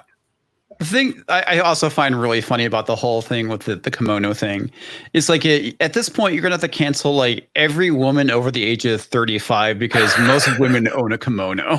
Mm. It's nice. I like them. Yeah, it is nice. If they cared, they wouldn't be selling them to the American tourists in the shops anyway. They're like, "Oh, you gave us rock and roll. Here's a kimono. Buy our stuff too." They're nice. They got nice patterns on. I mean, it's what the hell? Yeah, I kind of want to buy one now. You should. Dan Heiss says they've already started saying classical music. Are you? Yes, they have. They have. Kidding me? It's because it's white supremacist or what? Yeah, well, that's the thing. Everything associated with Western culture is being labeled as white supremacist, and the reason why is they're trying to normalize the idea that Western civilization, Western culture, and Western values is white supremacy. Because if you could do that, you can get rid of it and replace it with something else. They're trying to normalize this bullshit. Now. I got this comic up here, which we've used a couple times, and I feel like it's real poignant. It is. And I want to get your take on it, Tug, especially because, like you said before, you don't normally go off on too many podcasts, so it is a real honor to have you here, by the way. I know we probably can't keep you for too much longer. So again, thank you for coming in today. And I appreciate all your insight on all this, especially being on, basically on the inside, like you are in the middle of all this kind of in some ways. Between this comic, your reaction, and then after that, how do you think this is going to affect things going forward for you guys and then the industry as a whole? For the industry's dying. Let's be honest. Yeah. If you look at the numbers, they always like to say, "Hey, the industry's growing. Look at the growing numbers." That's because of scholastics and other manga. Yeah, but nothing's going to change that. They may hasten the demise, but for us, I mean, they just give us more publicity. Every month our platforms grow, more people see what we're talking about because they're curious, and it kind of helps defeat this. I mean, that's I don't know. I like it in a way. I hate that people have to go through it. Like Cecil, I hate that he has his stuff canceled in that, but in the long run, it's actually these are hurdles. We also need to know who Dynamite is. People were bringing up the fact that Dynamite, they were funding a humble bundle that was meant for Black Lives Matters. They were saying, well, look at them. This is who they are. And a lot of other people were saying, well, that's the cost of doing business in the comic world. They're playing both sides, which is okay. You're a business,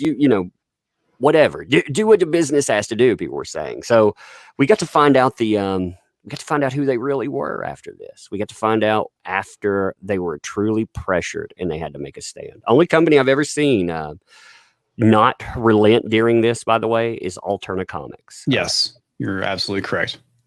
I just want to give them props. That's cool. They were and I understand the fear that these people have too. If you look at Peter Samedi, the end result for Alterna Comics was it was a very public swatting that happened to that guy because these people wanted to keep him in his place. It's that is very well documented too.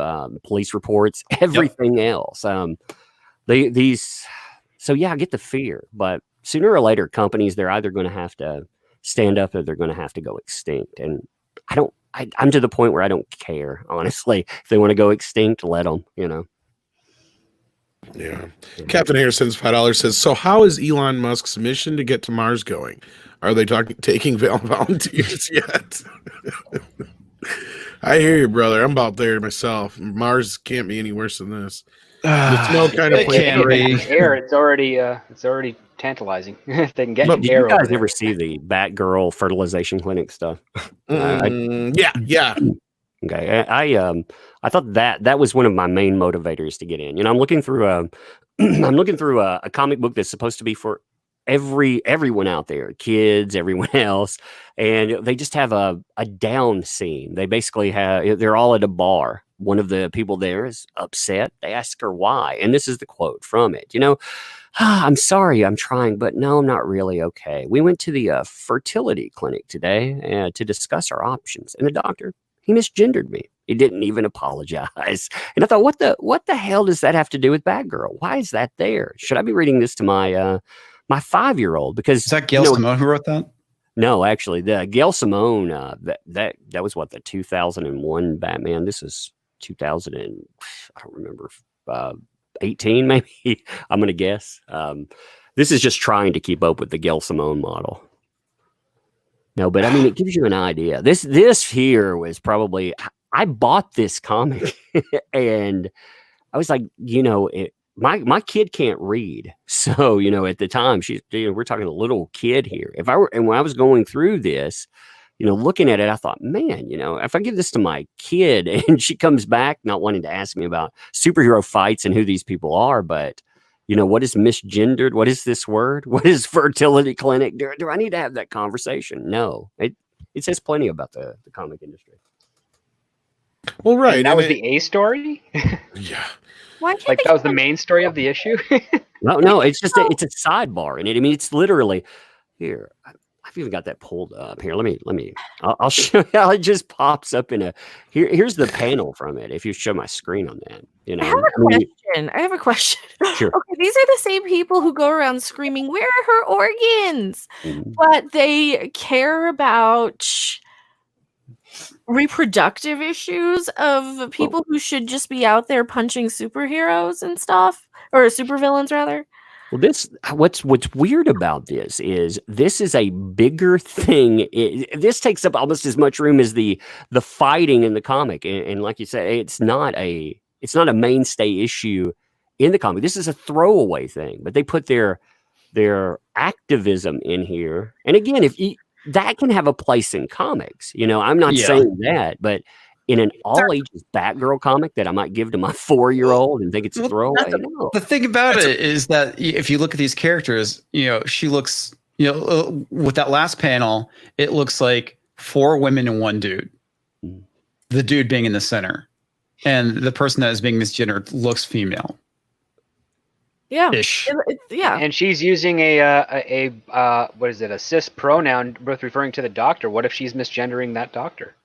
Very good point there. Very What's good. funny is that they're sitting there having like this big, huge moment about this.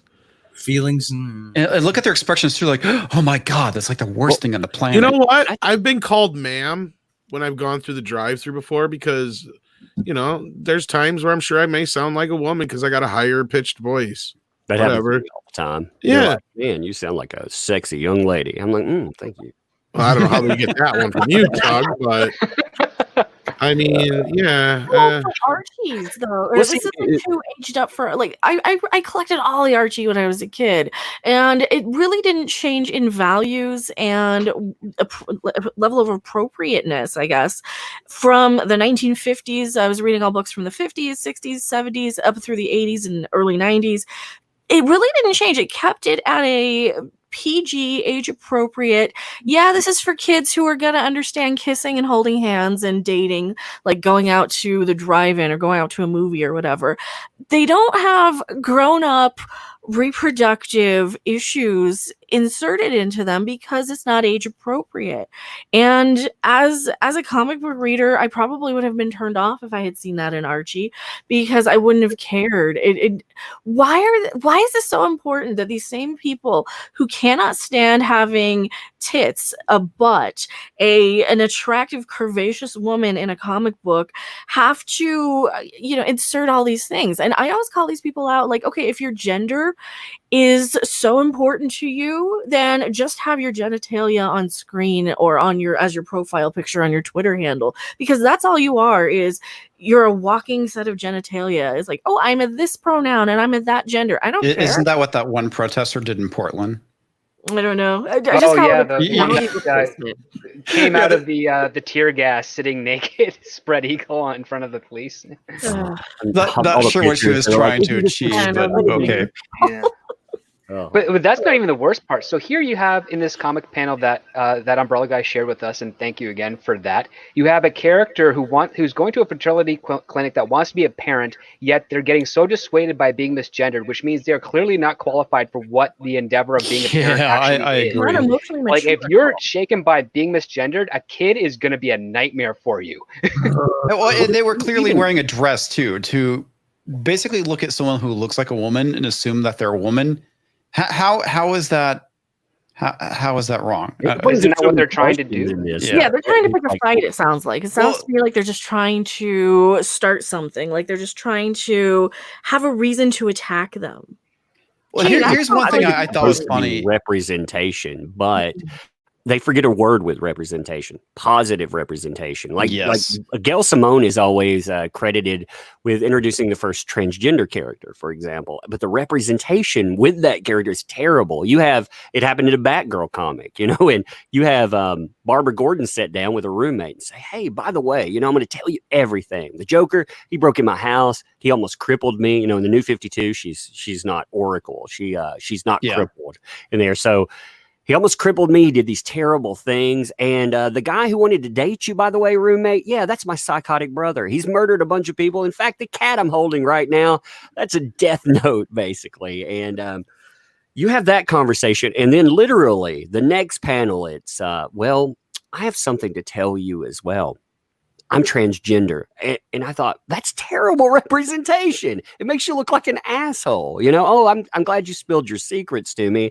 I'm not going to show you any emotion or whatsoever. I'm going to trump you with my statement here. And you almost got paralyzed. Yeah, I'm transgender. Sorry, I win. Was that your transgender? You're almost a redhead? Do what? I'm sorry. No, I was making a South Park transgender.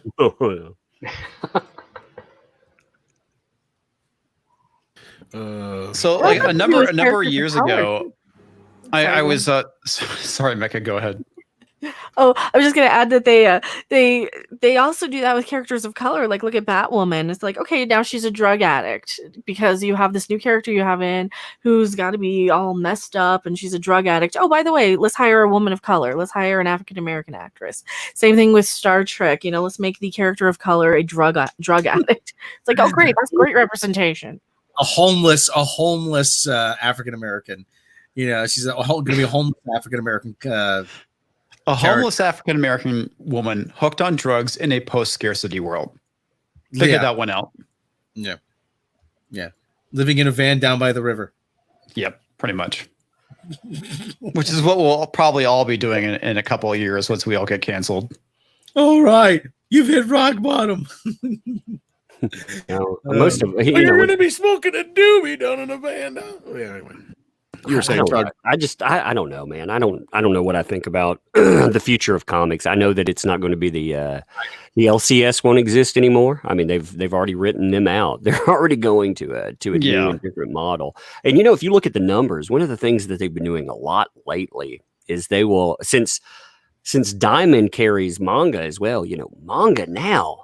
That's included in the numbers too. So they're having a resurgence. Of course, that's not actually the American comic industry. And when you actually break it down by company, that's the big thing that they're not doing is how much is DC raking in, how much is Marvel raking in, IDW, Boom, etc.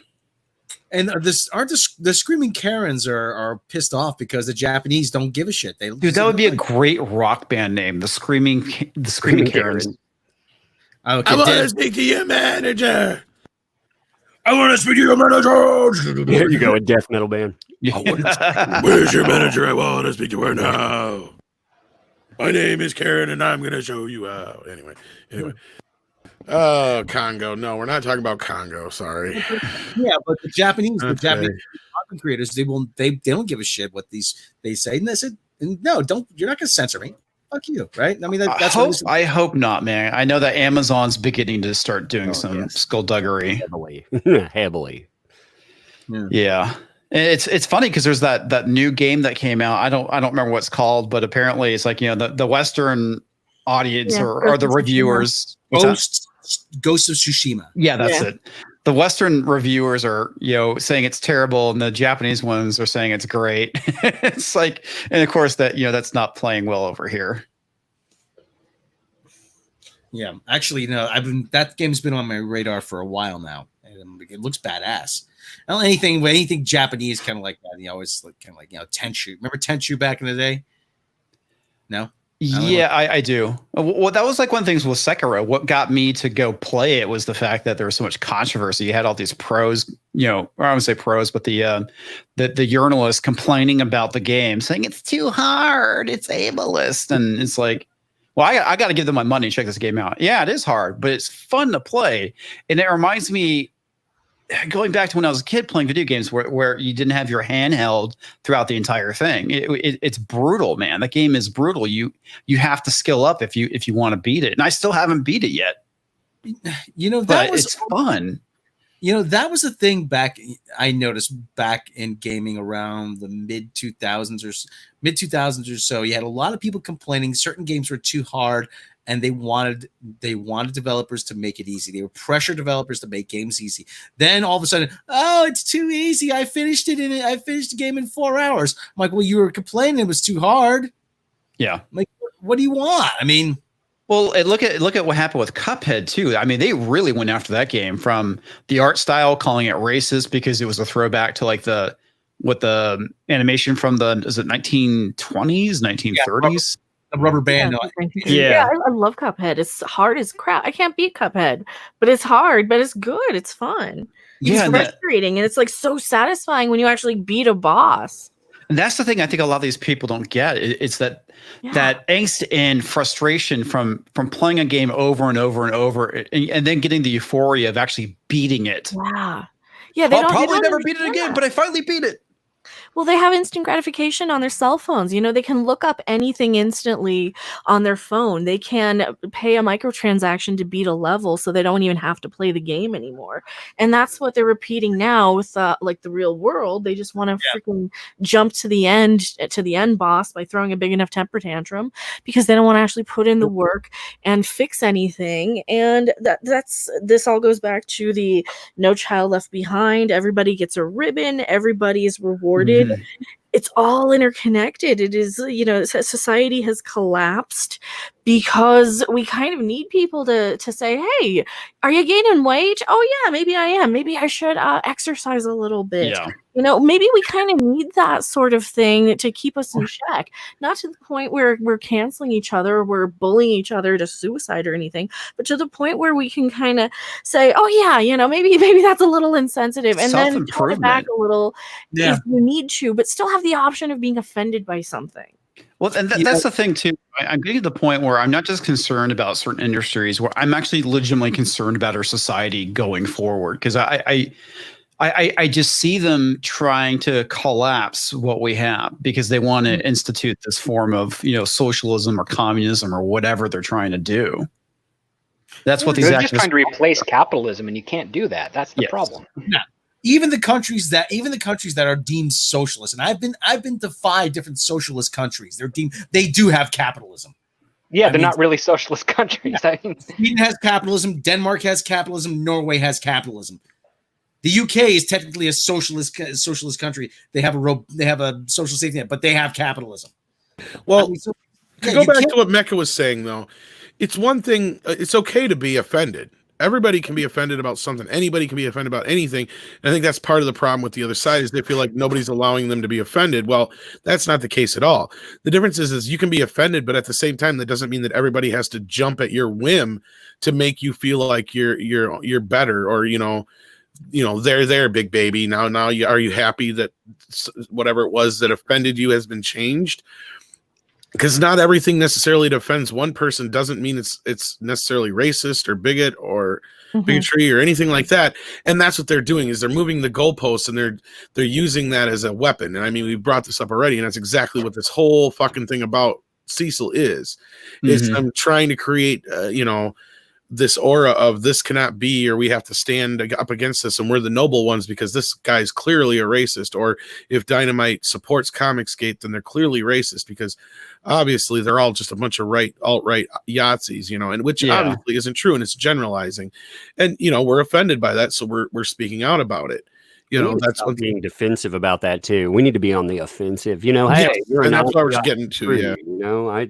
I just, a lot of people, like, our automatic reflex, but that's why they up it every time. Your 2019 Yahtzee is 2020 again pedo now. They take it up a level. I don't know what they'll take it to next time. I don't know if there's anything worse they could call you anymore, but there probably is.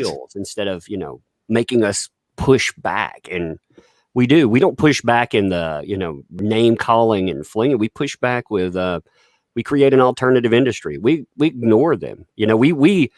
I still cover comic pros to a point, but I don't cover them like I did in 2017 because they have made it clear their industry is irrelevant. I want to convince people why they should go to something different, why these people are, that industry is not redeemable, but I don't want to waste my time like I'm having a debate with them, because there is no debate anymore. At the end of the day, you're the consumer.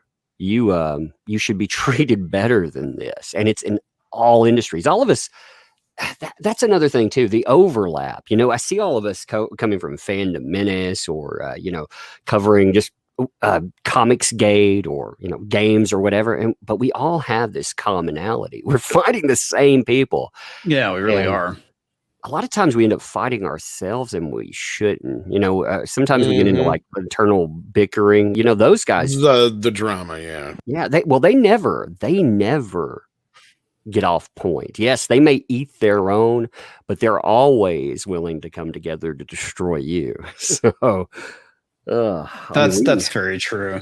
Yeah. The other big issue I kind of see too is that I kind of feel like we're a victim of our own success. It's like one of the big things was, I remember back in my day, was pushing for tolerance because, certain people didn't tolerate, certain ideas or other people, etc. But we've gotten to the point where we're accepting of everyone. It's getting to the point where I think maybe we should start being a little judgmental again, maybe have some standards. I don't know. Conviction is a very valuable skill to have. It's important to have convictions about things that you want to stick to, and it's also important to make sure that you're willing to grow if new information is presented, and it's a fair thing. But the one thing you shouldn't be doing is trying to adopt someone else's perspective just because you want to score certain points with that particular party. You have to have, there's value to individualism and to being genuine. And we're slowly seeing that some people that were in this industry are completely have lost that. They're no longer ingenuine. They're no longer genuine. They're no longer excuse me. They're no longer interested in having their true opinions voiced. They'd rather just, as we see here, bend the knee in favor of a very loud vocal minority as it is. And I don't understand why we are in ourselves can't simply just counter the same thing. Be with more decorum, be louder, be more frequent, and say, yeah, we don't agree with this small group that's harassing you. Keep publishing the stuff that we like to buy, and keep making the stuff that we like to buy. If we can do that and make ourselves presented as the adults in the conversation as opposed to these children or these childish bullying, mean girl type behavior, I think that'll be a good step forward for all of us, and something we should all encourage. I have to point something out, Script. You Yes. talked about individualism, and as we found out last stream, that's whiteness and therefore white supremacy. Oh, right. I totally forgot. And here I am, the moniker of whiteness. And yeah. Yes, you are. I keep having to tell people, it's like, okay, you don't have to apologize for how you were born, regardless of what color of skin you have. That's Agreed. irrelevant. That's not a choice you made.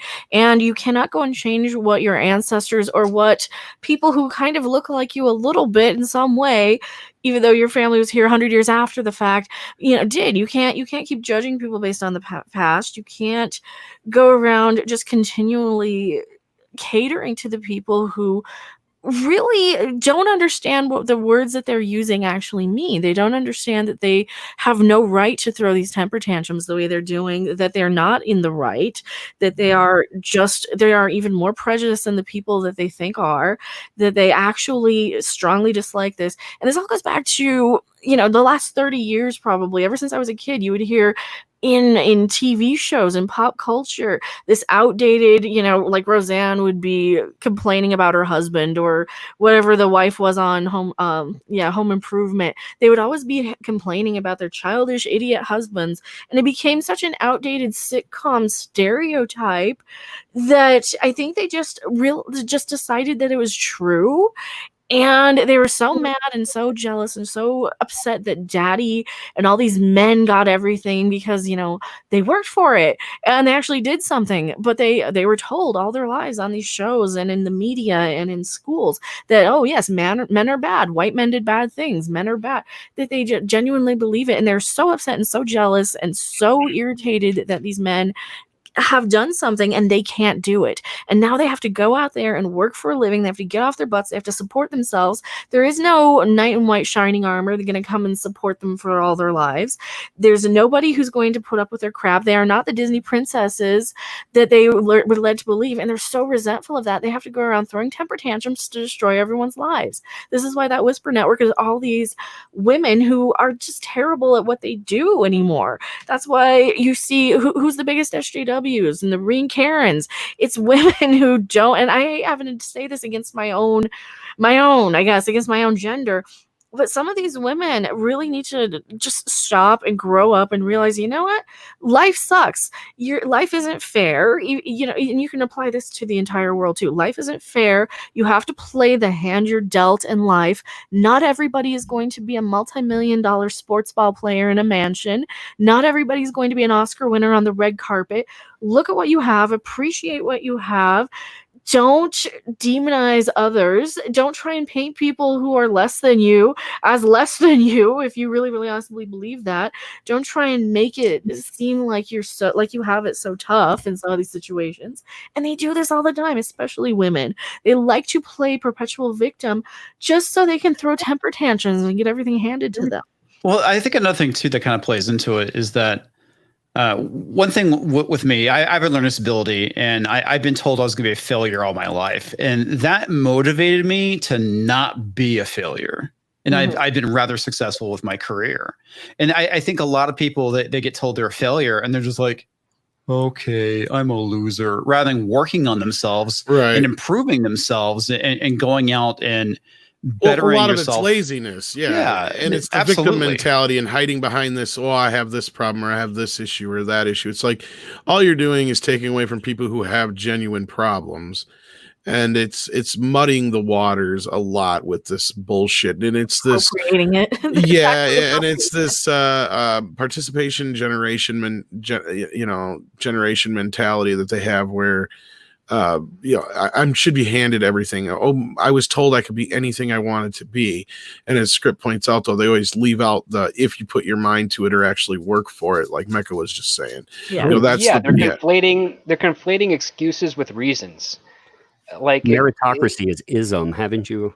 You know, Yeah. I mean, it Ridiculous. is. If you have And like Karis comics, I brings keep that up forgetting right that here. you have a learning disability because we've talked so much and I would never know it. It's just like, that's the thing that goes to show how you handle yourself competently and present yourself to Come other on, man. people. You've seen me read things. I mean, come on. I see, but I keep forgetting just because it's so infrequent. And the other problem is a lot of these people are equating their identity with my sexualism or my whatever my disability is or whatever it is. And that's why I always bring up people who have told me, several different people from different backgrounds have said, we fought for years to quit being seen as a label, as a black person or a gay person or as a lesbian. Just turn around and walk the opposite direction. Yeah, and then all they want to do is, here, look at my label. If you don't look at my label, I'm going to in your fucking face. It's their personality replacement is all it is. They don't have any personality or interest. This is why they get so upset when you say, hey, Star Trek Lower Deck sucks.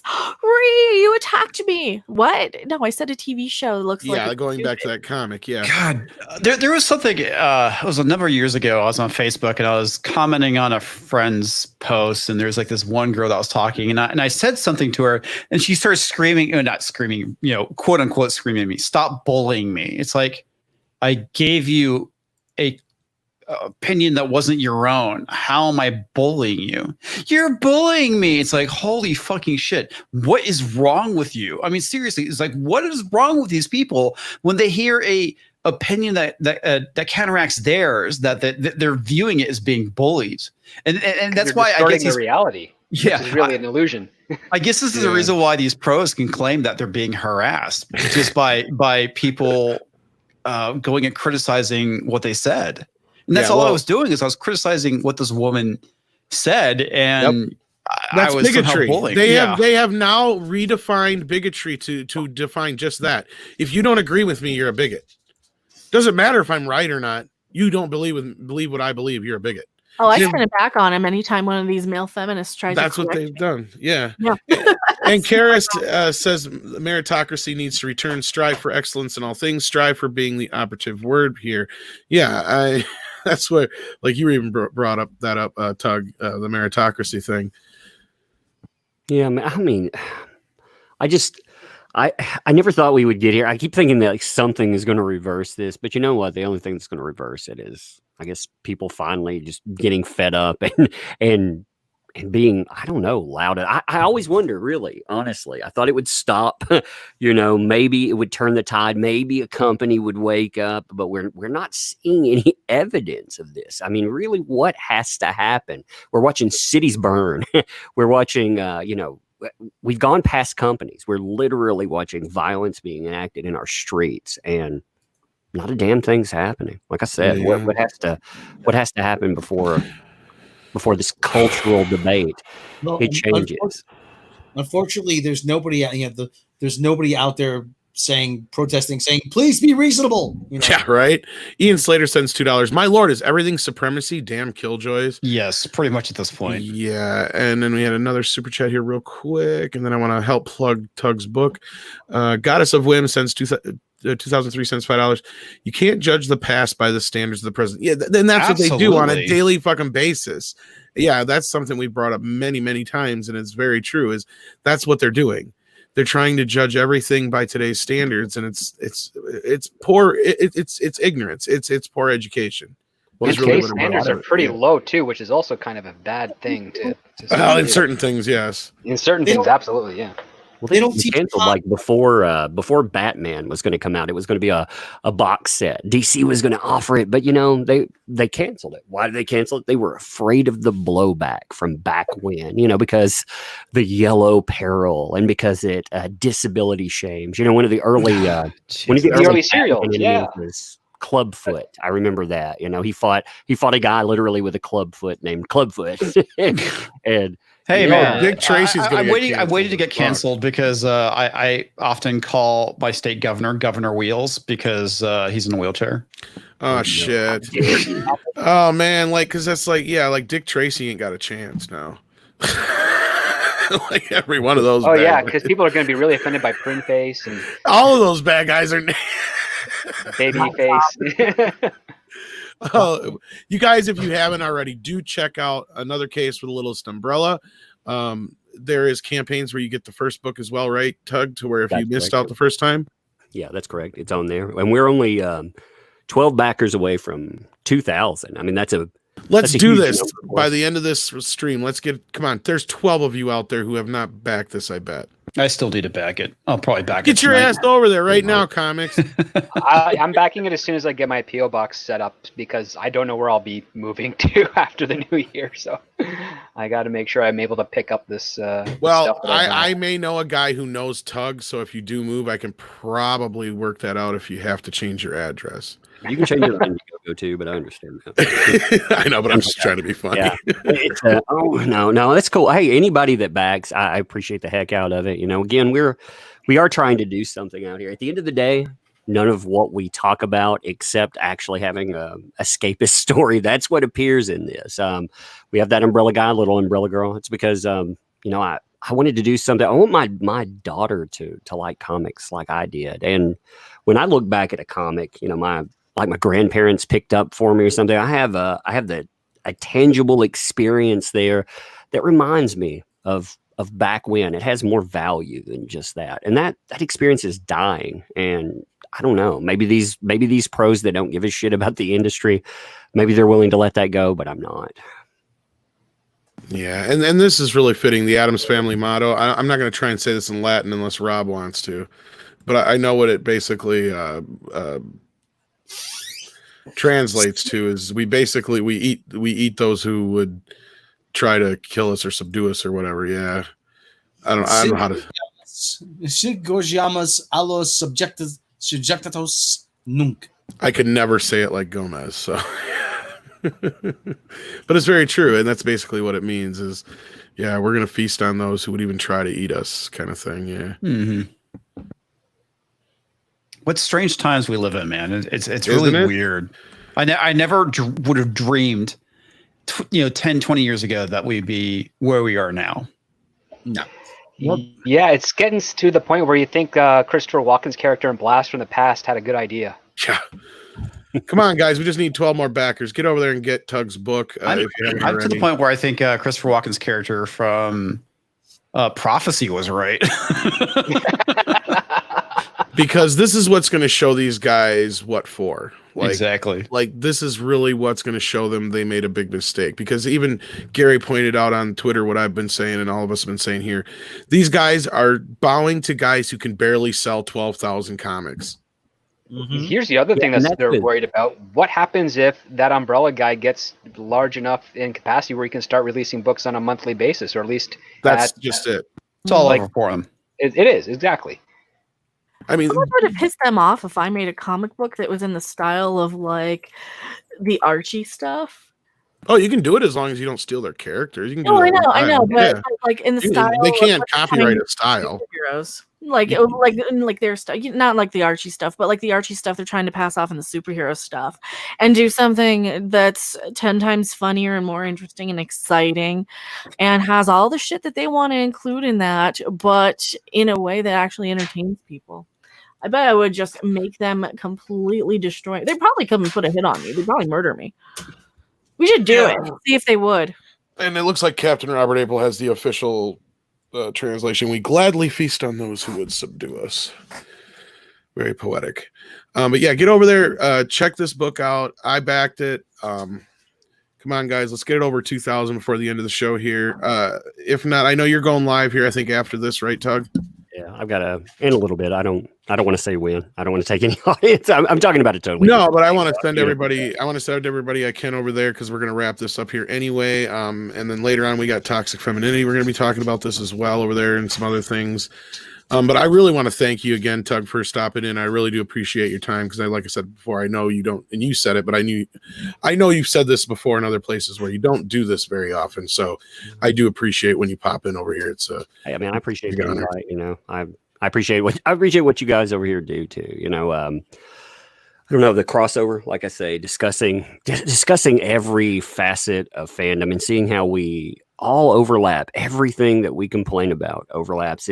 I think it's fascinating. I think it's fascinating to keep up with, and us everybody networking together. I mean, that's crucial as well. Absolutely.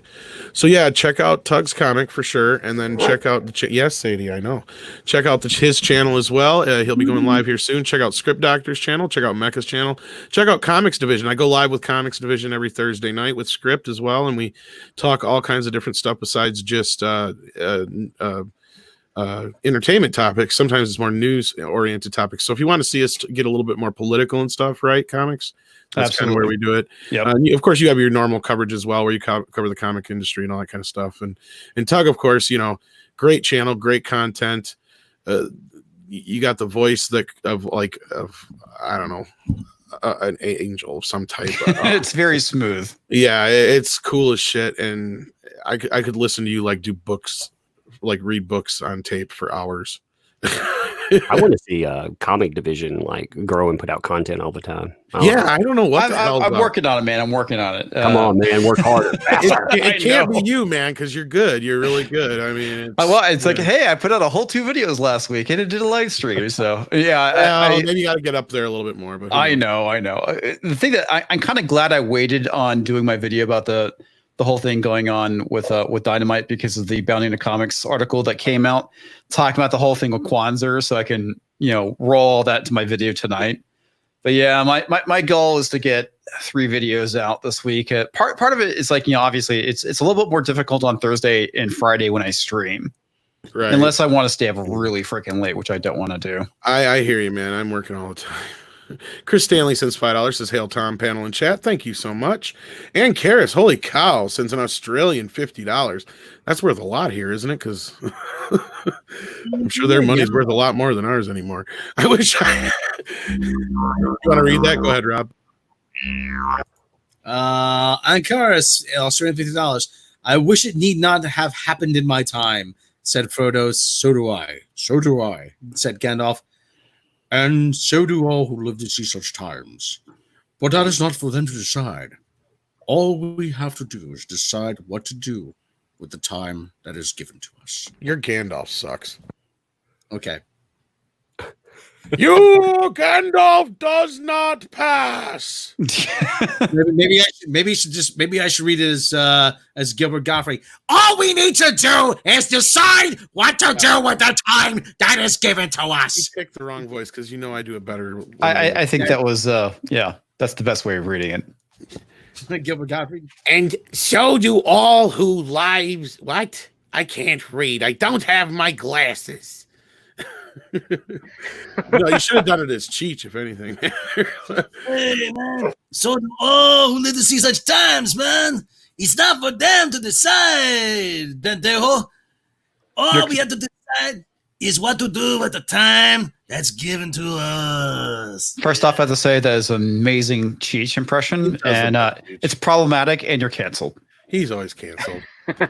Oh, wait, that reminds me. I forgot to fire him. Guess what, Rob? Yeah. "You're fired. You're unfired. I need you. Come here."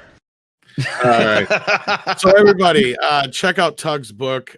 We appreciate your time here. It's always great to get to talk to you. I'd like to go back and see how many times George Jetson has been fired by Mr. Spacely to see however many episodes there is, probably. Yeah.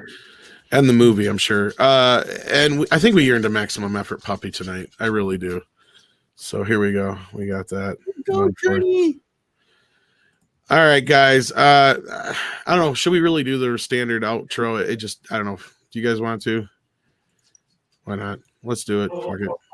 Oh, we got Paul Bioegger coming in. Holy cow. No, Pope Bob Iger's not appearing tonight. We got a full Rob. Take care, everybody.